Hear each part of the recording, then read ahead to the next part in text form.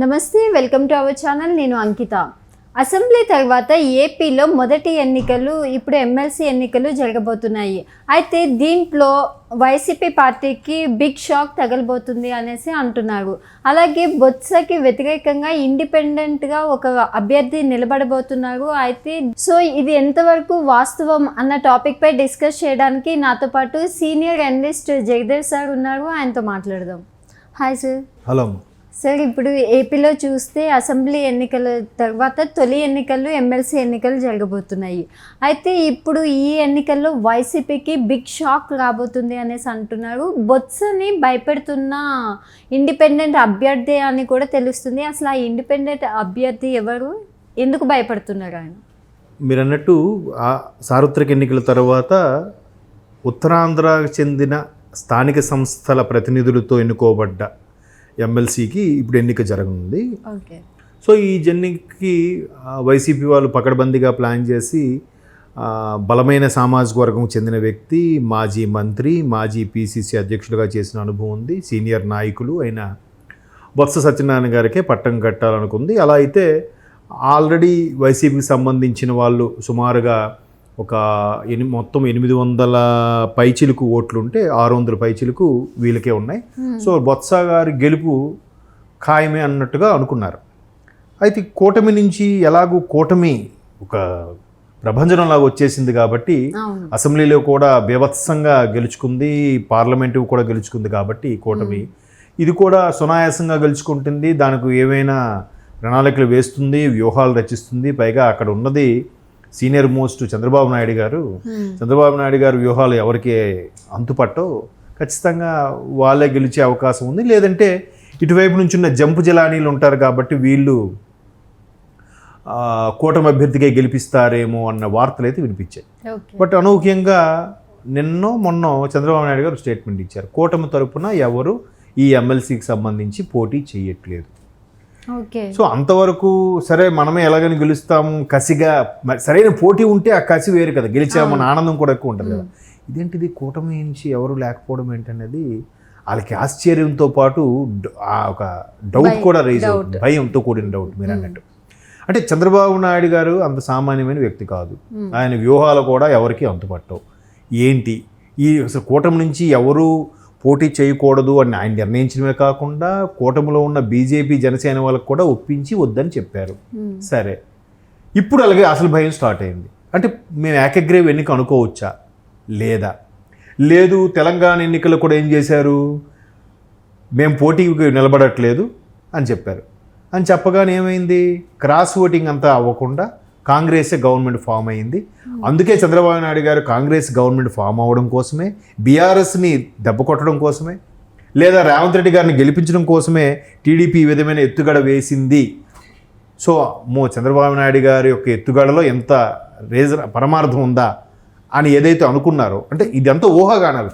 Maybe Chandrababu Naidu గారు అలా చేసుండొచ్చు. But అందరూ అనుకోవడం ఏంటంటే, సో తెలంగాణ ఎన్నికల్లో అందుకే పోటీ చేయలేదేమో, అందువల్ల కాంగ్రెస్ గెలిచేసిందేమో, థర్డ్ ప్లేస్లో ఉన్న కాంగ్రెస్ గవర్నమెంట్ ఫామ్ చేసింది. సో ఇక్కడ కూడా ఈయన పోటీ చేయట్లేదంటే మళ్ళీ అటువంటిది ఏమైనా రిపీట్ అవ్వబోతుందా ఏంటి? అది ఇక్కడ మీరు ఇంకెవరైనా ఆల్టర్నేషన్ ఉన్నారు, ఏకగ్రీవంగా ఎన్నికవుతారు అంటే అది లేదు. ఎవరో ఒక షఫీ అని ఒక ఆయన స్వతంత్ర అభ్యర్థి ఉన్నారు ఇండిపెండెంట్గా.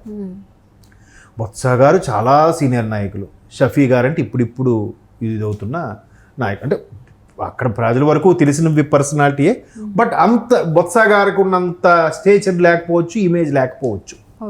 బట్ ఎందుకు భయపడుతున్నారు? ఎక్కడలాంటి సీన్ ఏమైనా రిపీట్ అవుద్దా? తెలంగాణలో ఫస్ట్ ప్లేస్లో బీఆర్ఎస్, సెకండ్ ప్లేస్లో బీజేపీ, థర్డ్ ప్లేస్లో కాంగ్రెస్ అనుకున్న కాంగ్రెస్ ఒక్కసారిగా ఫస్ట్ ప్లేస్కి వచ్చి గవర్నమెంట్ ఫామ్ చేసింది. ఇక్కడ అసలు మీరు అనుకున్నట్టు థర్డ్ ప్లేస్ ఏదో, ఒకవేళ బొత్స గారు ఫస్ట్ ప్లేస్ అనుకుందాం, సెకండ్ ప్లేస్ కూటమి అభ్యర్థి ఎవరు అనుకుందాం, థర్డ్ ప్లేస్ స్వతంత్ర అభ్యర్థి ఈ షఫీ గారు అనుకుందాం. మరి థర్డ్ ప్లేస్లో ఇతను ఫస్ట్ ప్లేస్కి వెళ్తారా మళ్ళీ అంటే బొత్స గారు ఓడిపోతారా?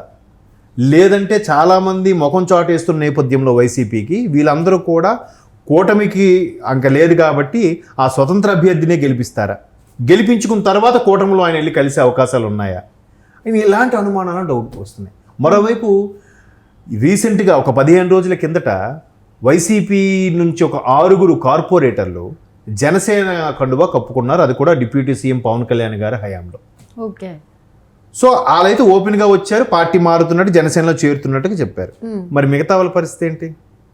చాలామంది బయట పడట్లేదు, ఓపెన్ అవ్వట్లేదు, బహిరంగమైన స్టేట్మెంట్లు ఇవ్వట్లేదు, సైలెంట్గా ఎక్కడ దెబ్బ వేయాలో అక్కడ దెబ్బ వేస్తున్నారు. ఇప్పుడు జగన్మోహన్ రెడ్డి గారి పార్టీలో ఎవరైతే సోకాల్డ్ మంత్రులు బీభత్సంగా మాట్లాడారో గత ఆయన ప్రభుత్వం ఉన్నప్పుడు, ఇప్పుడు వాళ్ళు ఎవరు మాట్లాడట్లేదుగా, సైలెంట్ అయిపోయారుగా, ఎక్కడున్నారో కూడా తెలియట్లేదు కదా. ఆయన ఢిల్లీలో ధర్నా చేసినప్పుడు కూడా చాలామంది వెళ్ళలేదుగా, ఎందుకు వెళ్ళలేదంటే ఏం చెప్తాం? సో ఎక్కడోళ్ళు అక్కడ గుప్చప్ అయిపోయారు. సో ఇప్పుడు కూడా స్థానికంగా ఉండే ఈ ప్రాంతీయంగా ఉండే ఎవరైతే ఉన్నారో స్థానిక సంస్థలకు సంబంధించి మున్సిపాలిటీ అయితేనేమి, పంచాయతీ అయితేనేమి, వీళ్ళందరూ కూడా, కార్పొరేషన్ అయితేనేమి, వీళ్ళందరూ కూడా సైలెంట్గా ఉన్నారు. ఎంతమంది కూటమి అభ్యర్థికి లేరు కాబట్టి ఇండిపెండెంట్గా వేస్తారా, లేదు బొత్స గారే సీనియర్ నాయకులు కాబట్టి బలమైన సామాజిక వర్గం చెందిన వ్యక్తి కాబట్టి ఆయనకే వేస్తారా అనే భయం అయితే పట్టుకుంది. ఓకే. సో ఆ ఇండిపెండెంట్ కూడా లేరనుకోండి, అదే బొత్స గారు ఏకగ్రీవంగా స్థానిక సంస్థల ప్రతినిధులతో ఎన్నుకోబడ్డ ఎమ్మెల్సీగా ఆయన మండలిలో అడుగు పెడతారని కన్ఫర్మ్ అనుకున్నారు. బట్ ఎప్పుడైతే కూటమి ఈ విధమైన నిర్ణయం తీసుకుందో ఇప్పుడు వీళ్ళకి భయాందోళనలు స్టార్ట్ అయ్యాయి. ఒకవేళ కూటమి అభ్యర్థి ఉన్నారనుకోండి, వెంటనే వీళ్ళేమంటారు, ఏదో చేశారు, మసిపూసి మారేడిగా చేశారు, మా వాళ్ళందరినీ కొనేశారు, వీళ్ళందరినీ మభ్యపెట్టారు, కేసులు పెడతామని బెదిరించారు, అందుకే మా వాళ్ళు కూటమి అభ్యర్థిగా ఓటు వేసేసారని చెప్పడానికి. కూటమి అభ్యర్థి ఎవరు లేరు కదా, ఇప్పుడు ఏమని చెప్తారు? ఇండిపెండెంట్ అభ్యర్థి. ఇండిపెండెంట్కి ఏం కూటమి సపోర్ట్ చేయదుగా. కానీ తెర వెనుక గురించి చేస్తారేమో, లేదు కూటమి అభ్యర్థి నిలబెట్టకుండా చూసారా ఒక ఇండిపెండెంట్ చేతులు ఎంత సీనియర్ నాయకుడు ఓడిపోయాడు అంటే ఎంత అవమానంగా ఉంటుంది అక్కడ. అండ్ ఇక్కడ చూస్తే జనాలు కూడా కొత్త వాళ్ళకి ఛాన్స్ ఇస్తే ఎలా ఉంటుంది అని కూడా చూడొచ్చు. కరెక్ట్, మీరు అన్నట్టు. అరే బొత్స గారు ఎప్పటి నుంచో ఉన్న వ్యక్తి, ఎన్నో పదవులు అధిరోహించారు, పీసీసీ చీఫ్గా చేశారు, మాజీ మంత్రి, ఒక 4-5 సార్లు ఎమ్మెల్యే, ఇన్ని ఉన్నాయి. వాళ్ళ భార్య కూడా ఎంపీగా చేశారు, బ్రదర్ ఉన్నాడు ఒక ఎమ్మెల్యేగా ఉండేవాడు, ఒక రిలేటివ్ ఇంకో ఎమ్మెల్యేగా ఉండేవాడు. ఇంతమంది ఎప్పుడు వీళ్ళ కుటుంబమైనా వేరే వాళ్ళకి ఇవ్వరా ఛాన్స్ అని మీరు అన్నట్టు కొత్త వాళ్ళకి కూడా ఛాన్స్ ఇస్తే, అలా ఇచ్చినా కానీ అరే ఎవరో కొత్తోడి చేతిలో ఇంత సీనియర్ నాయకులు, పైగా 600 పైచిలుకు స్థానిక సంస్థల ఓట్లు ఉండి కూడా ఈయన ఓడిపోవడం ఏంటనేది వైసీపీకి మరికొద్దిగా పరాభవమేగా. సో చంద్రబాబు నాయుడు గారు ఎప్పుడైతే ఇట్లా డ్రాప్ అయిపోతున్నాం అని చెప్పారో, ఇప్పుడు అసలైన భయం స్టార్ట్ అయింది. గౌరవంగా పోటీ చేసి ఓడిపోతే అరే కూటమి ఎలాగూ వాళ్ళే గవర్నమెంట్ ఉంది కాబట్టి వాళ్ళు గెలుస్తారు అనుకోవచ్చు. ఇప్పుడు కూటమి అభ్యర్థి కూడా లేరు, ఒక ఇండిపెండెంట్ చేతిలో ఓడిపోతే ఎలా ఉంటుంది చెప్పండి. అంటే వీళ్ళు తెర వెనుకుండి సపోర్ట్ చేస్తారా? మేబీ వాళ్ళు చేస్తారా, లేదా స్థానిక సంస్థల్లో ఎవరైతే ప్రతినిధులుగా ఉన్నారో కార్పొరేట్లు, సర్పంచ్లు, వీళ్ళందరూ కూడా వీళ్ళు మేబీ కూటమి వైపు వెళ్ళడానికే అక్కడ ఇండిపెండెంట్ ఎన్నుకుంటారేమో. వాళ్ళ మనసులో ఏముందో చూద్దాం. మన కౌంటింగ్ వరకు వెయిట్ చేస్తే, ఇంకొక 10 రోజులు వెయిట్ చేస్తే క్లారిటీ వచ్చేస్తుంది. Okay, thank you sir. Thank you.